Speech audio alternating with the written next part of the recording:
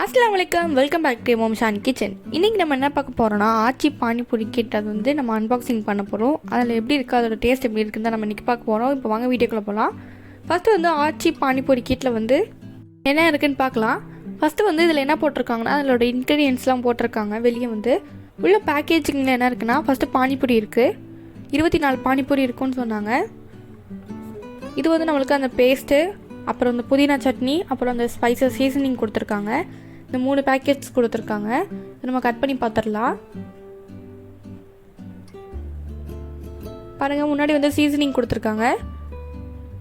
இதான் வந்து நம்ம பொட்டேட்டோ யூஸ் பண்ணுற சீசனிங். நெக்ஸ்ட் என்ன கொடுத்துருக்காங்கன்னா புளி சட்னி, ஸ்வீட்டாகவும் காரமாக இருக்கும்ல அந்த சட்னி தான்.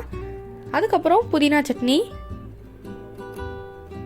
இந்த ஃபர்ஸ்ட் பேக்கெட்டில் பானிபூரி அப்பளம் இருக்குது. இதுதான் வந்து ஃபர்ஸ்ட் பேக்கெட், இது வந்து செகண்ட் பேக்கெட், இது வந்து தேர்ட் பேக், இது வந்து ஃபோர்த் பேக். இந்த மாதிரி ஸ்டெப்பாக போட்டிருப்பாங்க. இப்போ இது எத்தனை இருக்குது நம்ம வந்து கட் பண்ணி பார்த்துடலாம். மொத்தம் வந்து 24 பூரி இருக்குன்னாங்க, 27 பூரி இருக்குது. இப்போ வந்து இது நான் எண்ணெயில் பொரிச்சு உங்களுக்கு காட்டுறேன் எப்படி இருக்குன்னு. எண்ணெய் வந்து நல்லா மிதமான சூடில் இருக்கணும், அப்போ தான் வந்து கரெக்டாக நம்மளுக்கு பொரிஞ்சு வரும், ஒரே கலரில் வரும். போட்ட உடனே நம்ம நல்லா மிக்ஸ் பண்ணிட்டு இருந்தால் தான் நல்லா எல்லா சைடும் வந்து பொரியும். லைட் ப்ரௌன் கலரில் இருக்கணும். இதே மாதிரி உங்களுக்கு கொடுத்துருக்க எல்லா அப்பளத்தையும் நீங்கள் பொரிச்சு எடுத்துக்கோங்க. இப்போ நான் வந்து எல்லாத்தையும் பொரிச்சு எடுத்துட்டேன். பாருங்கள், இதான் அப்பளம். இதுக்கப்புறம் நான் வந்து அந்த புளி சட்னி வந்து காட்டுறேன். ரொம்ப திக்காக இருந்தால் தண்ணி ஊற்றி லைட்டாக டைலூட் பண்ணிக்கலாம்னு அந்த பேக்கில் போட்டிருந்தாங்க. உங்களுக்கு வேணும்னா நீங்கள் ஸ்கிப் பண்ணிக்கலாம். கொஞ்சமாக நான் தண்ணி 1 டீஸ்பூன் ஆட் பண்ணிவிட்டு லைட்டாக மிக்ஸ் பண்ணியிருக்கேன். நெக்ஸ்ட் பேக் வந்து அந்த புதினா பானிக்கு யூஸ் பண்ணுற புதினா பேஸ்ட் மாதிரி கொடுத்துருக்காங்க. இதில் வந்து நம்ம 250 கிராம் தண்ணி ஆட் பண்ணிக்கணும். இந்த ஒரு பேக் வந்து நான் வந்து தண்ணி ஊற்றிக்கிறேன். தண்ணி ஊற்றிட்டு நம்ம நல்லா மிக்ஸ் பண்ணிடலாம். பாருங்கள், இந்த அளவு தான் இருக்குது.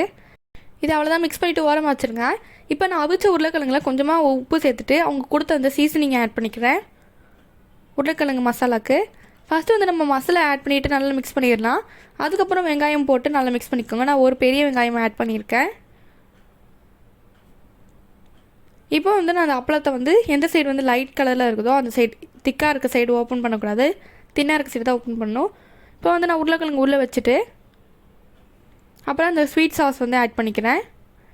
அதுக்கப்புறம் நம்ம வச்சுருந்த அந்த பானி தண்ணியில் எடுத்து சாப்பிட்டோன்னா சூப்பராக இருக்கும். இதோட பேக்கில் வந்து நம்மளுக்கு வந்து ஓத்தான்னு கேட்டிங்கன்னா நம்மளுக்கு 40 ருபீஸ்க்கு வந்து 27 அப்பளம் இருக்குது. அப்புறம் நம்மளுக்கு அந்த சீசனிங் எல்லாம் இருக்குது. இன்ஸ்டண்ட்டாக நீங்கள் மேக் பண்ணணும்னு நினச்சிங்கன்னா இது வாங்கி நீங்கள் ட்ரை பண்ணி பார்க்கலாம். 10 நிமிஷத்தில் பானிபூரி செய்யலான்னு போட்டிருக்காங்க. உருளைக்கிழங்கு வேகிறதுக்கே 10லேருந்து 15 நிமிஷம் ஆகும். நீங்கள் உருளைக்கிழங்கு ரெடி பண்ணி வச்சுருந்தீங்கன்னா இன்ஸ்டண்ட்டாக ஒரு 10 நிமிஷத்தில் ட்ரை பண்ணலாம். அந்த உருளைக்கிழங்குல மிக்ஸ் பண்ணுற சீசனிங் வந்து டேஸ்ட்டு சூப்பராக இருக்கும், காரமாக இருக்கும். நான் சொன்ன ரிவ்யூ உங்களுக்கு பிடிச்சிருந்ததுன்னா லைக் பண்ணிக்கோங்க, ஷேர் பண்ணிக்கோங்க, மறக்காமல் சப்ஸ்கிரைப் பண்ணிக்கோங்க.